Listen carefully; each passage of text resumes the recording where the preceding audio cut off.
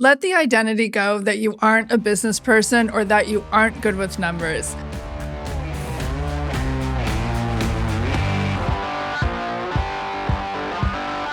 Welcome. Yesterday, my daughter and I were at the art store buying materials for her to make Christmas cards.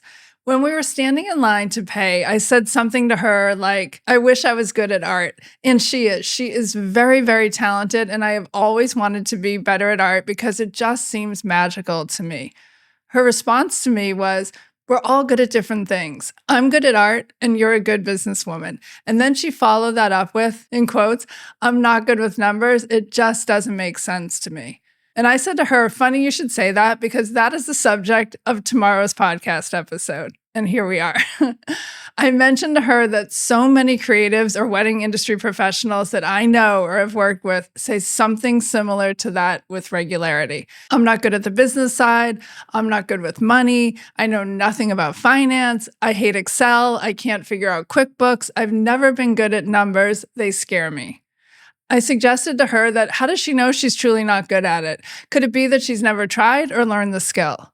So many of us think that if we are good with this, then we can't be good at that. Left brain, right brain, or we're good at this, but not that, as if art and money or numbers are mutually exclusive. Instead of saying you don't know about business or aren't good at it, maybe we could start being curious with ourselves or figuring ourselves out a bit more. What hunch do you have about yourself? I think we all have that internal dialogue when we call ourselves out to ourselves. One of my Achilles heels in our business is my lack of interest in learning the technical side of photography, like studio lighting. So there are times I have a dialogue with myself that goes something like this. Like, Melissa, it's not that you don't get lighting, even though I say how hard it is and it's too technical for me. But what I really mean is that I'm avoiding putting in the work to understand it and to make it easier for me. I have to be honest to myself. I know that I'm avoiding it. It's not that it's truly too hard. It's that I'm a bit afraid of it and it bores me a bit and I'm not in love with it. And I also am not confident in it. I actually just really don't enjoy studio lighting. To me, this thought pattern of mine about lighting is the same as my daughter and other creative business owners that really don't love numbers and lack the confidence or desire to want to know more. And maybe they truly don't recognize the impact that can have on the overall success of their business. In my opinion, when I say I hear creative business owners identify as someone that isn't good with the business side or the numbers, I think they possibly lack confidence in this area, but they are also hiding from the truth.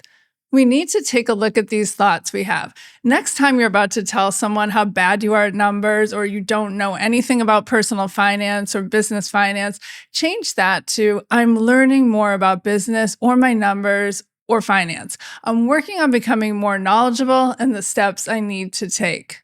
My daughter did recognize that I could possibly be onto something. She doesn't have proof that she isn't good with numbers. She just creates evidence for herself that she isn't. However, as a mom, I see her running a sweet little Etsy shop for the past 4 years, offering custom illustrations. She has handled her business checking account, her customer service very, very maturely and without incident, especially for someone who, quote, isn't good with numbers.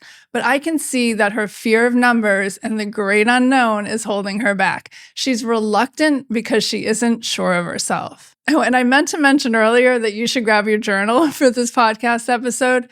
So pause this if you need to go grab something to write with. A few moments later. Now with your journal close by, let's ponder some of these questions as I throw them out there. When you become self-aware of what you're thinking, most likely you start to pick up on these limiting beliefs that you have around money and what you're capable of. Now we just need a few tools to challenge these beliefs and prove ourselves wrong. When you say, I'm not good with numbers, so I can't handle my business finances, what is a question you could ask yourself? What specific thoughts come to mind when you think about math or business? Or what evidence do you create to support this belief? And where do you think this doubt comes from? This is critical. Is it a belief since childhood, something from school, or a past perceived mistake you made around money or how you handled it? Is it something specific someone said to you or you said to yourself? Was it based on someone else's opinion or a specific event? Maybe you've never balanced a checkbook or you're in debt, bounced a check, was late paying bills. I have to throw in a side story. I remember bouncing a check when I was in college. I was 18 years old and I wrote a check for like a $2 pack of cigarettes and it cost me $17 for those cigarettes. So for years, I've struggled with these exact same things. Maybe you live paycheck to paycheck or job to job. Is there something specific that comes to mind when you think about the past and your relationship with money? What impact do you think not being good on the business side of things, maybe ignoring your numbers, being afraid of them, or being, quote, bad at them has had on your business? How has avoiding learning financial basics affected the success of your business? Being in the dark can be overwhelming. It can be scary and or confusing. Just letting things happen to your business and not truly paying attention at all until it's too late is very, very common. And imagine the opportunities you are potentially missing out on because you don't know what's going on in your business or certain red flags, your intuition, knowing things aren't right, but it's easier to sit on the tack and not look than face these money facts head on.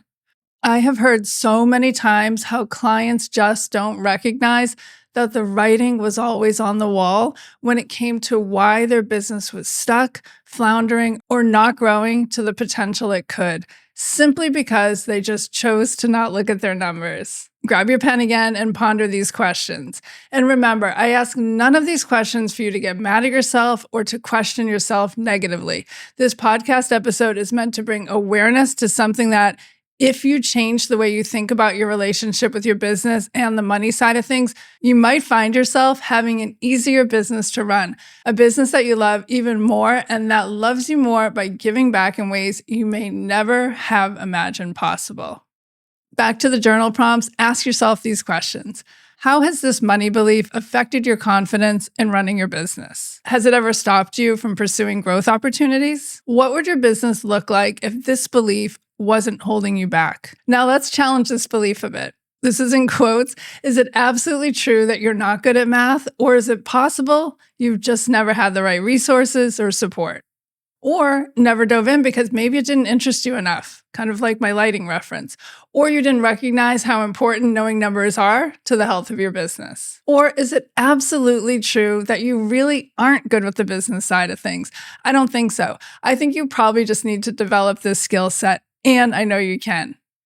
Let's now create evidence that you are good with the business side of things. In your journal, list 5 things you can think of that prove you are good with the business side of things. Is your electricity still on? Do you have a business bank account? Do you have good relationships with your clients? Do you handle your inventory well? Are you always on time? Do you get back to clients right away? Some of the business side of things are a little bit more indirect, not specifically numbers-based, but they contribute to your numbers, to the success of your business. Create a bunch of evidence that demonstrate the positive impact you have on your business. I have learned over my many years of mentoring and working with wedding industry professionals that there are 2 types of business owners. The first type isn't interested in self-reflection. They think their lack of money or lack of interest in learning about money isn't important or isn't important enough for them to take a harder look at their relationship with money. They like to blame where they might be stuck in their business on outside factors like the market is oversaturated or everyone else has it figured out, except of course for them. The second type is a small business owner that loves what they do and they want their business to provide for them a life that they love, but they're afraid. But now they've had that never again or come to Jesus moment and they realize that it is time to figure this whole money thing out once and for all. They know they offer a great product or service, but the only thing between them having a business that provides everything they want is wrapping their head around money and how it directly affects their business. They are ready to soul search, self-reflect, and make positive changes in their business and personal lives because they know they can do it. They just need a little guidance. So which type of person are you? Now, let's recognize that knowing your numbers is the surest way to have a successful business. This is a fact, an indisputable fact. Knowing what's coming in, what's going out, how much you spend on blank as a percentage of what you charge, understanding what it costs for you to deliver your product. When I say deliver, I mean create it from beginning to end. Are you charging the right amount? Is your pricing in line with the value you provide? And numbers don't have emotion, they are facts. So looking at them objectively can only guide you to make the changes you need in your business to make it more profitable, and to make it create the life you truly want. Continuing in your journal, write down 2 or 3 actionable steps to help you get started. Remember, this is about progress, not perfection. We are taking the steps to build confidence, to create evidence to ourselves that we've got this. Maybe you can take a free online course. I know Quicken, Dave Ramsey, for example, they all have free resources to help with the money basics. Start by tracking simple things like your monthly cash flow, what comes in, what goes out. Look at your bank balance daily to get a feel for the ebbs and flows of your business. Maybe join a community that supports entrepreneurs that you align with. Find other small business owners that you can use as role models. If they can do it, so can you. As we close out this year, I really want to stress the importance of becoming well-versed in what is truly going on in your business. I want it to become second nature to you to know when something is out of line and what you need to do to fix it. You work too hard to not take the time to become good with numbers and to become better at the business side. End this year by gaining the self-awareness and tools needed to challenge your limiting beliefs and develop a mindset that supports the growth you want as a business owner. It's time to let go of this identity that's not serving you. Remember, you are already a business owner. You've already done so much hard work. You are more than capable of doing anything you want. You just have to think that you can. Armed with numbers, you will be even more unstoppable. If you want to know more about gaining confidence with your business and your numbers, click on the link below. We have a page dedicated to free resources on our website to help you. Thank you, and I'll see you soon.